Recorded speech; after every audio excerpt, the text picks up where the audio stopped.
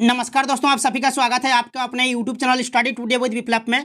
तो फ्रेंड्स, आज की इस वीडियो में हम जैक बोर्ड एग्जाम 2023 के लिए क्लास 11th के हिंदी इलेक्टिव पेपर के लिए कार्यालय हिंदी एवं रचनात्मक लेखन अभिव्यक्ति और माध्यम से 70 VVI ऑब्जेक्टिव को देखेंगे। इसके पहले हम लोग 70 VVI ऑब्जेक्टिव को देख चुके हैं। ये हमारा दूसरा पार्ट है। इसमें हम लोग 70 VVI ऑब्जेक्टिव को देखेंगे। ये सारे के सारे क्वेश्चन एग्जाम पेपर के लिए काफ़ी इंपॉर्टेंट है, क्योंकि यहाँ से आपको इस टॉपिक से आपको जो है एग्जाम पेपर में 10 प्रश्न देखने को मिलेगा।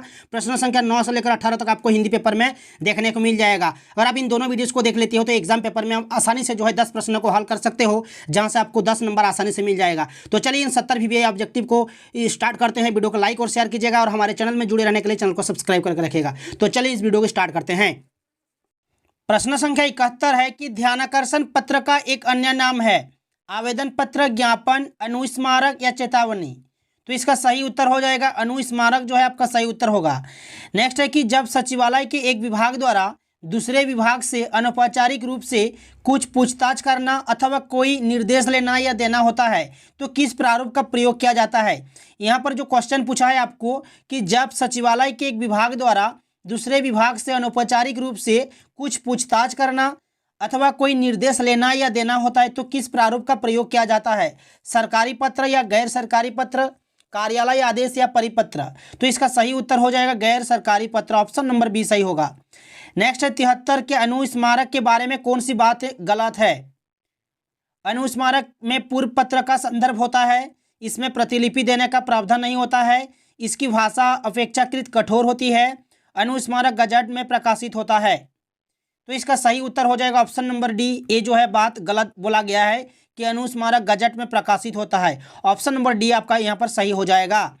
74 में पूछा है कि अर्धशासकीय पत्र में प्रेषिती का नाम, पद और पता लिखा जाता है संबोधन से पहले, पत्रांक दिनांक से पहले, स्वनिर्देश से पहले या पत्र के नीचे बाईं ओर। तो इसका सही उत्तर हो जाएगा पत्र के नीचे बाईं ओर। ठीक है, ऑप्शन नंबर डी सही होगा, पत्र के नीचे बाईं ओर लिखा जाता है, ऑप्शन डी। नेक्स्ट है कि मसौदा के लिए उपयुक्त शब्द है, मसौदा के लिए उपयुक्त शब्द है ड्राफ्ट, नोटिस, लेटर या कमेंट्स। तो इसका सही उत्तर हो जाएगा ड्राफ्ट हो जाएगा, ऑप्शन नंबर ए। नेक्स्ट है कि किस प्रारूप में पत्र की समाप्ति पर आदत सहित या सादर जैसे शिष्टाचार युक्त शब्दों का प्रयोग किया जाता है। तो ये किया जाता है अर्धशासकीय पत्र में, ऑप्शन नंबर ए सही होगा। नेक्स्ट है कि सरकारी पत्र में विषय का उल्लेख किया जाता है, सरकारी पत्र में विषय का उल्लेख किया जाता है, ये किया जाता है संबोधन से पूर्व, ऑप्शन नंबर बी सही होगा। नेक्स्ट है कि सरकारी पत्रों में स्वनिर्देश के लिए किस शब्द का प्रयोग किया जाता है, महोदय, मानवीय, शुभचिंतक या भवदीय। तो इसका सही उत्तर हो जाएगा भवदीय हो जाएगा, ऑप्शन नंबर डी। नेक्स्ट है कि व्यक्तिगत शैली में लिखे जाने वाले शासकीय पत्र को क्या कहते हैं, व्यक्तिगत शैली में लिखे जाने वाले शासकीय पत्र को क्या कहते हैं, अर्धशासकीय पत्र कहते हैं, ऑप्शन नंबर सी। नेक्स्ट है कि अर्धशासकीय पत्र में प्रसिद्धि की संबोधन शैली होती है सेवा में निदेशक, सेवा में श्री मिश्रा जी, प्रिय निर्मल जी या महामहिम राज्यपाल। तो इसका सही उत्तर हो जाएगा प्रिय निर्मल जी, ऑप्शन नंबर सी सही होगा। नेक्स्ट है कि नोटिफिकेशन का हिंदी रूप है, नोटिफिकेशन का हिंदी रूप क्या है, तो यहाँ पर घोषणा हो जाएगा, ऑप्शन नंबर डी सही होगा। नहीं सॉरी, यहाँ पर अधिसूचना हो जाएगा, नोटिफिकेशन है तो ये घोषणा नहीं होगा। नोटिफिकेशन का हिंदी रूप यहाँ पर अधिसूचना हो जाएगा, ऑप्शन नंबर ए जो है आपका सही उत्तर होगा, अधिसूचना, ऑप्शन ए। कार्यालय कार्य में नोटिंग का क्या अर्थ है, कार्यालय कार्य में नोटिंग का क्या अर्थ है, टिप्पण लिखना, ये आपका सही उत्तर होगा, ऑप्शन नंबर ए।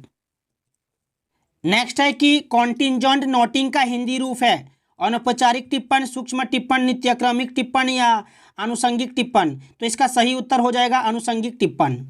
नेक्स्ट है कि किसी भी विचाराधीन पत्र के निस्तारण के लिए लिखी जाने वाली अभियुक्ति को टिप्पणी कहते हैं। तो टिप्पणी लिखने की कला या प्रक्रिया को क्या कहेंगे, कार्यवाही कहेंगे, प्रक्रिया कहेंगे, टिप्पण या आलेखन। तो इसका सही उत्तर हो जाएगा टिप्पण, ऑप्शन सी सही होगा, टिप्पण। नेक्स्ट दिया हुआ है यहाँ पर प्रश्न संख्या 85 की नोटिस का हिंदी रूप है, नोटिस का हिंदी रूप हो जाएगा आपका सूचना, option C, option number A सही होगा। 86 का है पत्रकारिता को मैं रणभूमि से भी अधिक बड़ी चीज़ समझता हूँ, पत्रकारिता को मैं रणभूमि से भी अधिक बड़ी चीज़ समझता हूँ। तो यह कथन किसका है, यह कथन जो है जेम्स मैकडोनाल्ड का है, James McDonald, option number C सही होगा यहाँ पर। वर्तमान पत्रकारिता का स्वरूप क्या है? वर्तमान पत्रकारिता का स्वरूप क्या है? अंतर्राष्ट्रीय है, ऑप्शन डी सही होगा, अंतर्राष्ट्रीय। नेक्स्ट क्वेश्चन यहाँ पर देख सकते हो, प्रश्न संख्या 88 की उदांत मार्तंड किस वर्ष से प्रकाशित होना शुरू हुआ? तो ये 1826 में, ठीक है, ऑप्शन नंबर ए सही होगा। नेक्स्ट देख सकते हो, नेक्स्ट है कि हिंदी का प्रथम दैनिक समाचार पत्र कहाँ से प्रकाशित हुआ था? तो ये हुआ था कलकत्ता से, ऑप्शन नंबर सी सही होगा, कलकत्ता। संचार शब्द की उत्पत्ति चर शब्द से हुई है। संचार शब्द की उत्पत्ति चर शब्द से हुई है। चर का क्या अर्थ है? चर का यहाँ पर अर्थ हो जाएगा चलना। चर का अर्थ हो जाएगा यहाँ पर चलना, ऑप्शन बी सही होगा, चलना। नेक्स्ट है 91 की पत्रकारिता का मूल तत्व क्या है? पत्रकारिता का मूल तत्व क्या है? कल्पना, संस्मरण, जिज्ञासा या नीति? तो इसका सही उत्तर हो जाएगा जिज्ञासा। रिपोर्ट का क्या अर्थ है? रिपोर्ट का क्या अर्थ है?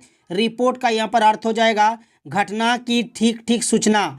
घटना की ठीक ठीक सूचना, ये आपका सही उत्तर होगा। नेक्स्ट क्वेश्चन है 93 का कि संपादकीय किसके द्वारा लिखा जाता है? संपादकीय जो है संपादक के द्वारा लिखा जाता है, ऑप्शन नंबर बी यहाँ पर सही होगा। नेक्स्ट है कि 94 वर्तमान समय में जनता तक पहुंचने वाले समाचार कहां से प्राप्त होते हैं? वर्तमान समय में जनता तक पहुंचने वाले समाचार कहां से प्राप्त होते हैं? तो समाचार समितियों द्वारा, इंटरनेट द्वारा, प्रेस विज्ञप्तियों द्वारा, ऑप्शन नंबर डी यहाँ पर आपका सही हो जाएगा, इन सभी के द्वारा, ऑप्शन डी।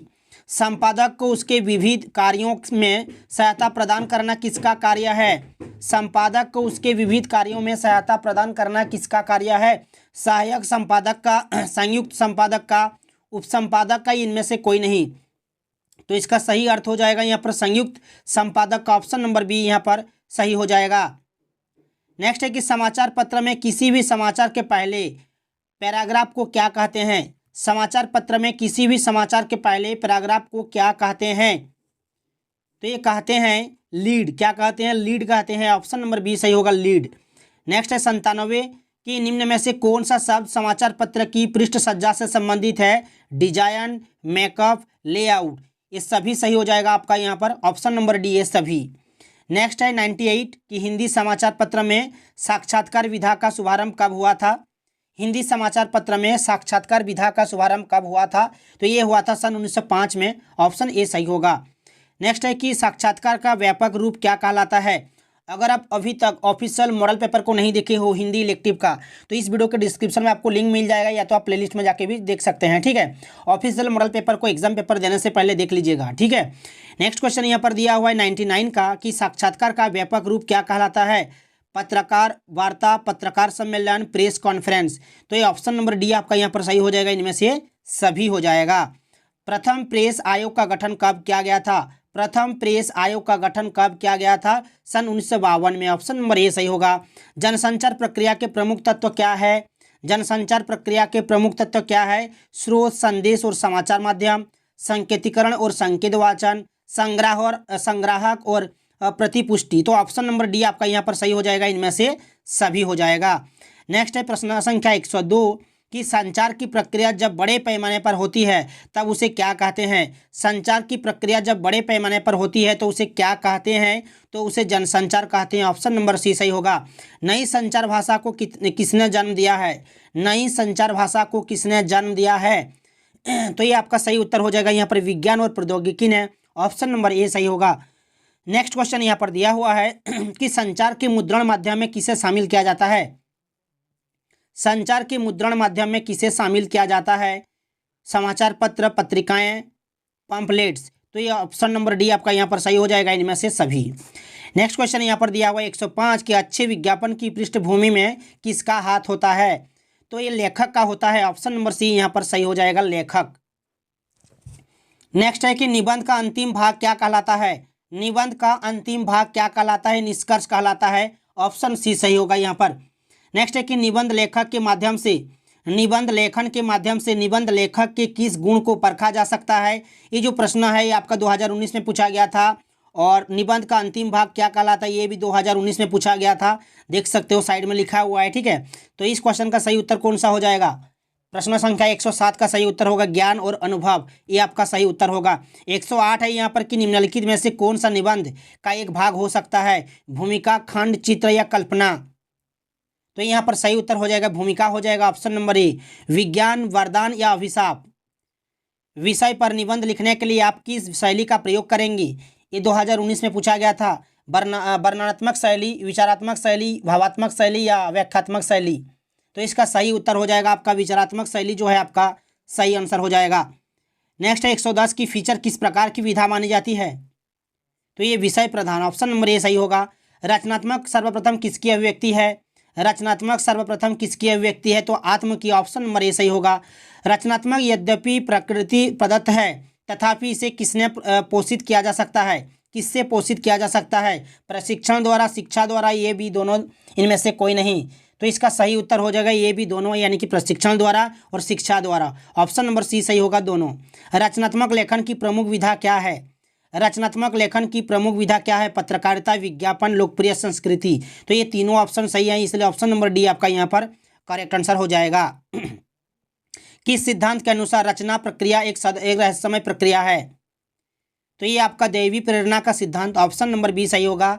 किस सिद्धांत के अनुसार साहित्य सजग मानव व्यापार की उपज है? मानस व्यापार की उपज है?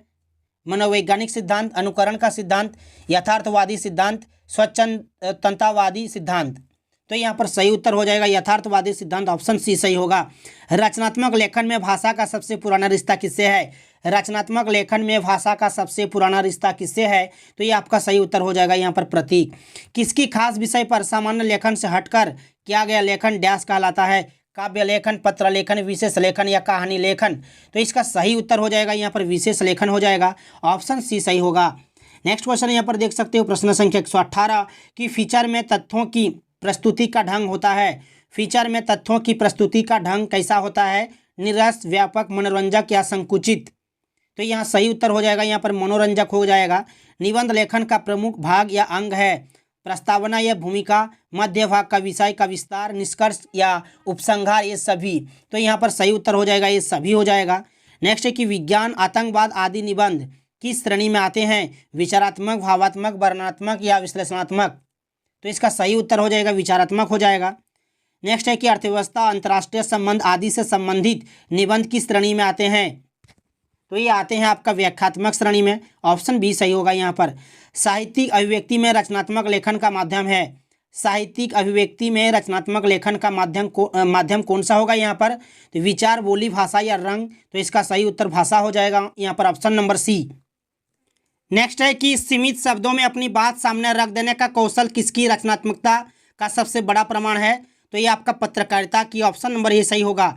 नेक्स्ट है कि रचनात्मक लेखन में 19वीं शताब्दी के प्रतीकवादी आंदोलन के प्रणेता कौन से फ्रांसीसी कवि थे? तो ये रिम्बो थे, मलारमे भी थे और बर्लेन भी। तो ऑप्शन नंबर डी आपका यहाँ पर सही हो जाएगा इनमें से सभी। रचनात्मक लेखन की महत्वपूर्ण श्रृंखला के रूप में नाटक है। देखिए नाटक का हम देख भी सकते हैं और सुन भी सकते हैं, इसलिए दृश्य श्रव्य विधा जो है आपका सही उत्तर होगा यहाँ पर। उपन्यास रचना का पहला और अनिवार्य तत्व है? 26 का सही उत्तर होगा यहाँ पर कथानक हो जाएगा या कथा वस्तु। गद्य यदि कवियों की कसौटी है तो निबंध गद्य की कसौटी है, किसका कथन है? तो ये जो कथन है रामचंद्र शुक्ल की, ठीक है, ऑप्शन नंबर ए सही होगा रामचंद्र शुक्ल। उपन्यास रचना के तत्व है 5, 6, 7 या 8? उपन्यास रचना के तत्व जो है यहाँ पर 6 हो जाएगा, ऑप्शन नंबर बी। नेक्स्ट है कि विख्यात प्रगतिवादी विचारक क्रिस्टोफर कॉडवेल ने कविता की विशेषताओं के अंतर्गत किसे प्रथम स्थान दिया है? तू, गति, छंद या लय? तो यहाँ पर सही उत्तर हो जाएगा लय हो जाएगा। फीचर लेखन में कितने आयाम होते हैं? फीचर लेखन में कितने आयाम होते हैं? तो ये 3 आयाम होते हैं, ऑप्शन बी सही होगा। रचनात्मकता मौलिक परिणामों को अभिव्यक्त करने की मानसिक प्रक्रिया है, किसका कथन है? तो ये जो कथन है क्रो एवं क्रो का, तो ऑप्शन नंबर सी यहाँ पर सही होगा। रचनात्मक लेखन के लिए क्या अपेक्षित है? ज्ञानात्मक संवेदना, संवेदनात्मक ज्ञान, ए और बी दोनों, इनमें से कोई नहीं। तो इसका सही उत्तर हो जाएगा दोनों हो जाएगा, ए और बी। अभिव्यक्ति की सबसे रचनात्मक विधा किसे माना जाता है? तो ये माना जाता है विज्ञापन को, ऑप्शन ए सही होगा विज्ञापन। किसके अनुसार भाव प्रवणता ही काव्य रचना का उत्स है? तो ये आपका वर्थ जो है आपका सही उत्तर हो जाएगा वर्थ, ठीक है, ऑप्शन ए सही होगा। 34 134 का। 135 का है कि रचनात्मक लेखन का प्रमुख उपकरण क्या है? तो ये प्रतीक हो जाएगा आपका, कोड और संदेश भी हो जाएगा, अलंकार भी हो जाएगा, इसलिए ऑप्शन नंबर डी सही होगा इनमें से सभी।